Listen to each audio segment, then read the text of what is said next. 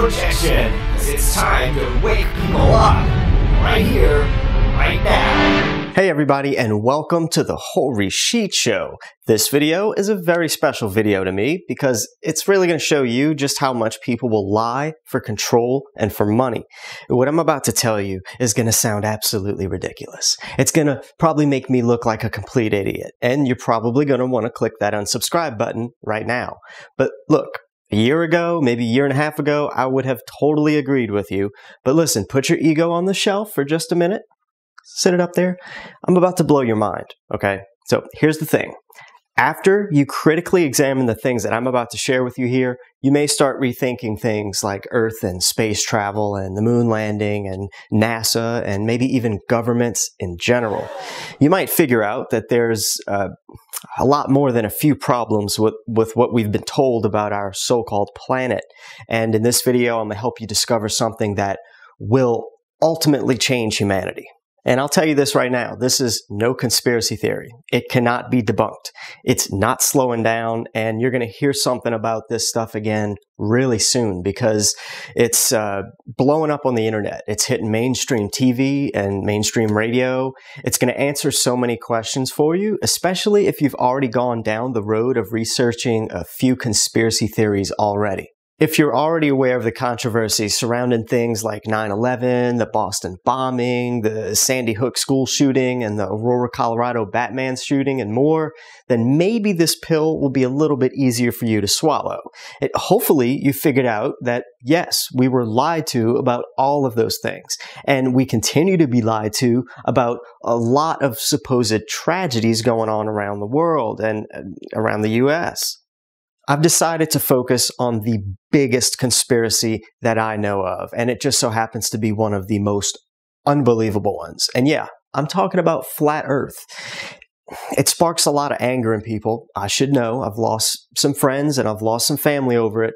The research that I've done into flat Earth has encompassed so many aspects of things like religion, science, history, physics, light, sound, magnetism, just to name a few, and it's really not that hard to see. It's just that hard to believe. It's going to take some work reverse engineering all the brainwashing and indoctrination that we've all been through. So let's start with the number one reason why I think people are so easily convinced that the Earth is round right now, and that is fisheye lenses. Now, these are just a few different kinds of fisheye or wide-angle lenses. And don't get me wrong, the great thing about these special kind of lenses is that it allows us, allows the camera to see more of its surroundings. And that's great and all, but when people send up high-altitude weather balloons to record video and take pictures of Earth using these fisheye lenses, people are being convinced that Earth is round or curved because the lenses distort the horizon line ahead. For example, look at this wonderful flowing stream or whatever this is here. It looks pretty normal at first, right? But wait, what's happening right here? That's not normal. You see how there's a curve at the top of this video? It's the same thing that happens in high-altitude balloon footage like this. And sure, some people think that this looks fantastic, but it's helping to fuel one of the biggest deceptions known to man, the deception that Earth is the shape of a ball. That's a straight line from horizon to horizon, and this is a concaved line from that same horizon. And here, same balloon footage, this is a convex Earth, and this is a straight line from horizon to horizon. But hold up, don't you go leaving the truth train just yet. Let me tell you about another common reason people think that they've seen Earth's curvature, okay? Ever been on an airplane before? Yeah? Ever thought that you saw the curve from that airplane window? Or maybe you saw somebody's pictures, right? Well, buckle up your chin straps because I'm about to show you why that's just an illusion. A typical commercial jet, or in other words, most standard airline flights, cruise at around 28 to 35,000 feet, and that's up to 6.6 miles of altitude, or just under 11 kilometers. But you see, high-altitude balloons can go up to 120,000 feet. That's 12 miles, or up to 37 kilometers. And one balloon, named the BU-60-1, supposedly went up as high as 32 miles before it popped.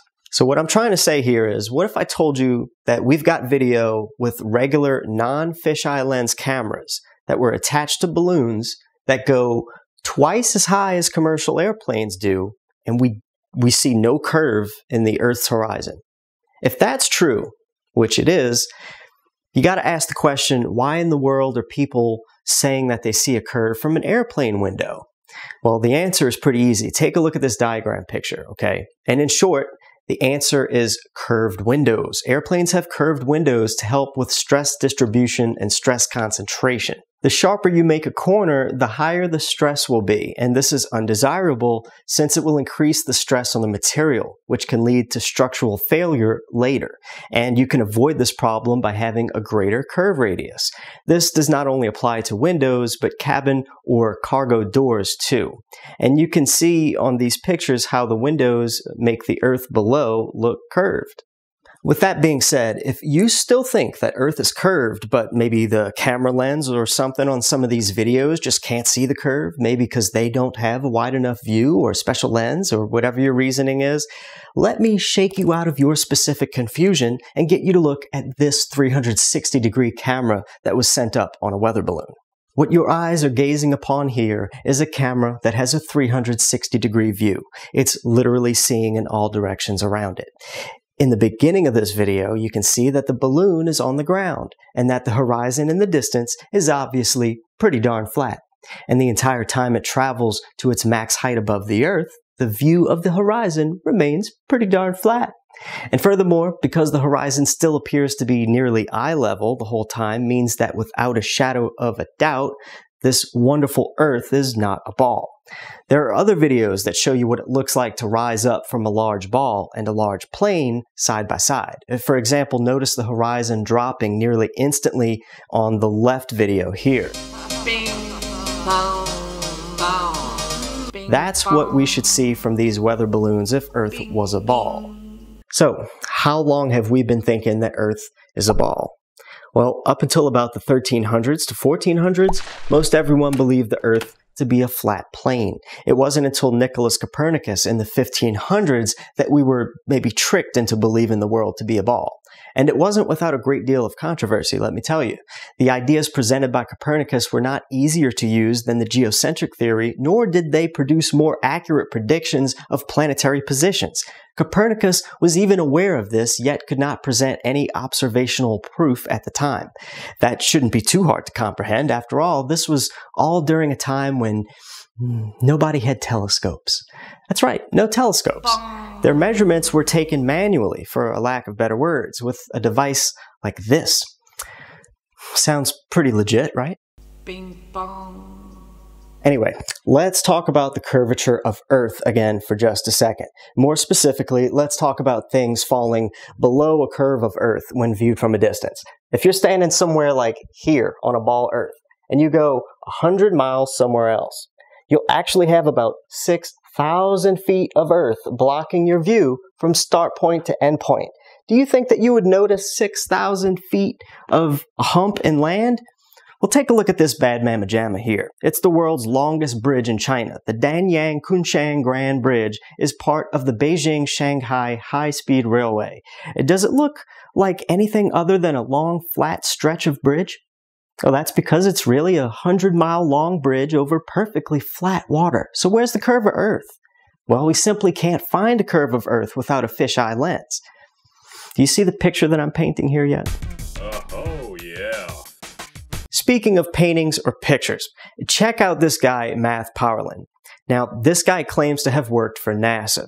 He's a freelance graphics specialist and artist, basically a professional hyper-realist painter and political scientist. He allegedly painted high-altitude, aerial footage, and space imagery for covert NASA PR folks and graphics subcontractors. After learning from insiders that the Earth was flat, he simply turned rebel. But his videos and ideas are pretty convincing.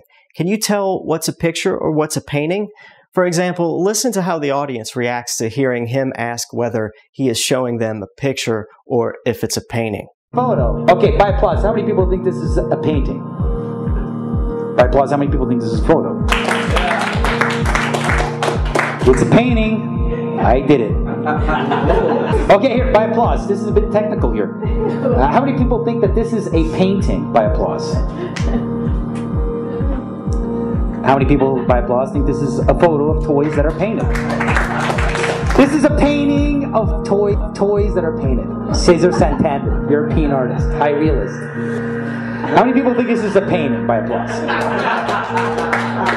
Okay, by applause, how many people think this is a photo? Those said it's a photo, you're close. All right. Okay, by applause, how many people think this is a painting? How many think this is a photo? This is a painting. I did it. I fucking did that. Money on steroids. No, that's a fucking, I swear to God. Next. If you didn't grow up playing video games, it may be a little bit harder for you to figure out what's real and what's computer-generated graphics. But this proves fairly easily that your senses can be fooled. So, is this a religious thing? Is it in the Bible? You bet it is. I didn't really even discover that this was a major part of the Bible until about 6 months into the Flat Earth research, but it's everywhere, especially in the Book of Enoch. There are people like Rob Skiba in the movement that really take the Bible pretty literally, and when you do such a thing, you'll see that the Bible is really just one big Flat Earth book, baby. And you really can't deny it when you go back and look up some of the verses and hear it talking about things like a firmament. Well, I'm just going to let you do a little research into that. And speaking of research, though, let me help save you some time in your whole research process, okay? If you decide to look more into the Flat Earth stuff, and you should, because, you know, you're literally being controlled, deceived, manipulated, poisoned, harvested, experimented on, and used as killing machines, but hey, as long as you can ignore all that and make it to work on time and keep feeding the machine, you're good, right? What I'm trying to say is you're going to come across some Flat Earth debunking videos. It's going to claim to have debunked the Flat Earth. But these are people that are just not researching deep enough into this, okay? They are not understanding how our eyes work on a flat plane. Some don't understand anything about atmospheric lensing. Yes, objects through a telescope appear to be below a curve, but instead they are just being magnified due to atmospheric lensing. Here, let's take a look at another video by Rob Skiba. Most people think that they've debunked the Flat Earth because when they look at objects through a telescope, these objects appear to be missing some of the bottom portion. And at first glance, this sounds like amazing proof that Earth is a ball and that the object is indeed below a curve of land or water or whatever. This is really something that got me hung up on whether or not Flat Earth was real. But then I learned a little bit more about how our eyes work on a large flat plane. Look at how the atmosphere itself between 2 points can serve as a magnifying lens to make objects appear bigger. But not only that, in doing so, the bottom portion of these objects are also missing. Let's listen to Rob do quite a bit of a better explanation about it than me. Came up with another way of doing the same thing, using the sheet right here. Set the city up, a little cutout of the city, and now I've got the big magnifying glass sheet. Bring the camera right up to the lens. See, that's the normal view of the city. Now let's back up again. The science is the same of that of a lens. Here's a simple example. So if you're looking at Chicago here, The atmosphere really is acting like a lens. yes, Atmosphere really is acting like a lens, and this is how much of the city is missing due to the lensing effect, the magnification of the atmosphere. You're missing, a good portion of the city just by pulling my iPhone back on a 3-foot long desk. That's how much I lost of the city. And as with any scientific experiment, you always try to improve upon what you did before. So I got some foam core, made a little housing for the magnifying sheet, and pasted the city on the back there. And I made it as 2 separate pieces so that I could flex it as necessary, because I think that there are different types of atmospheric conditions that would allow for more magnification versus less magnification. So in this scenario, you have more magnification, and in this one you have less. And for this one, I decided to put the Toronto skyline into my little box here. And let's try it again, okay? We're all the way up against the glass. Now let's zoom across the lake. And wow, look at that. The lower portions start to disappear. Now let's zoom back in, get a little closer to the one that Captain Baltard was talking about here. And wow, look at this. Here's his image on the right, and here's my image on the left. Missing the lower portions of the city had nothing to do with curvature whatsoever.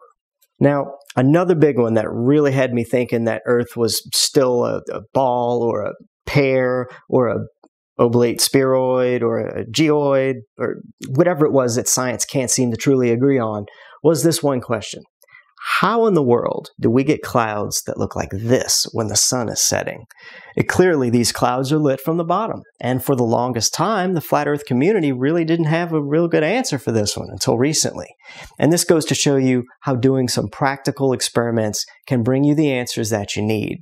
Up until now, the only excuse for having clouds like this is said to be because the sun was going over the curve of Earth.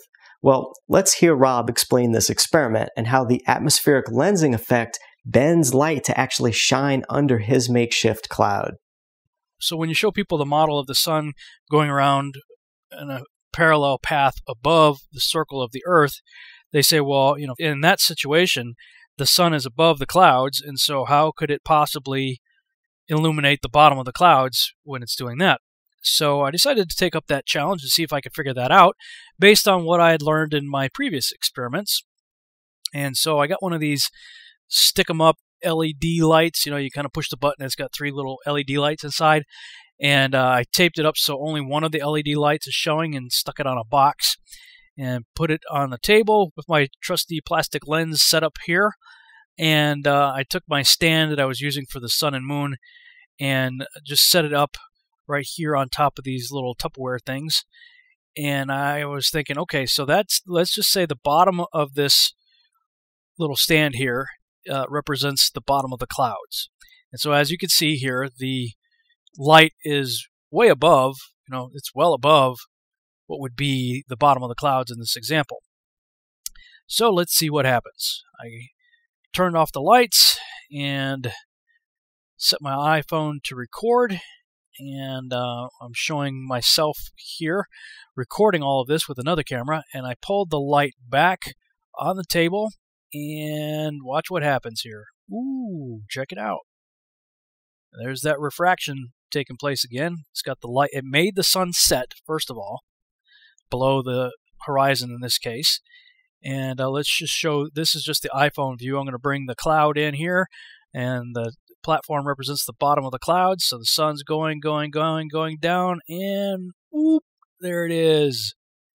The bottom of the clouds illuminated by a light source that's well above the clouds, moving parallel over a flat surface. So apparently it's possible for the sun to illuminate the bottom of the clouds even on the flat Earth model.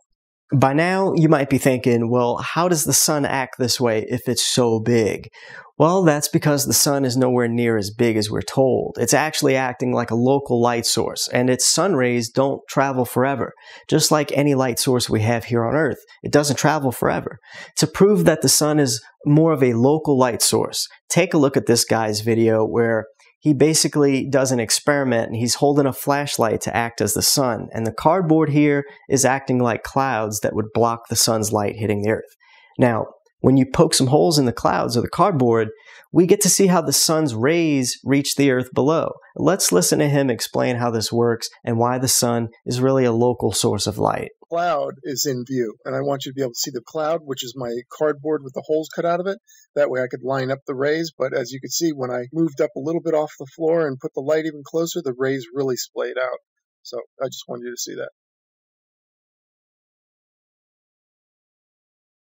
Okay, so there you go. There's hard evidence that when the light source is close to the clouds, the light will diverge. The dispersion pattern you can see when I was outside, the dispersion pattern remained the same, meaning the 5 holes that I had that stayed exactly the same, and that's a faraway light source. But when the light source was close, they splay out. That definitely supports the flat Earth model of a small, close sun.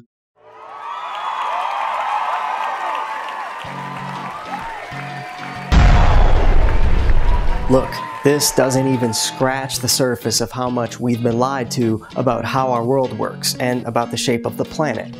If any of this piqued your interest, check out the following people on YouTube and please do your own research, or at least stay subscribed to the Horry Sheet Show for more videos like this, and to stay up to date on the latest news and latest discoveries surrounding the Flat Earth Truth movement. I've done my best to source out as much of this content as I could, so check out the source links below to see the original works and full explanations of what's being shown here in this video.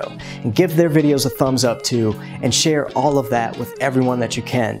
This is what an awakening looks like, and it takes everyone to make this happen. Share the truth and you set yourself free. It's time to wake people up. Who's with me? Come on, honey, reach out for my hand as I take you for a ride. I'll pass up all the stars in the sky as we glide, oh glide, oh glide. So just get back, relax with me, baby, 'cause everything will be alright.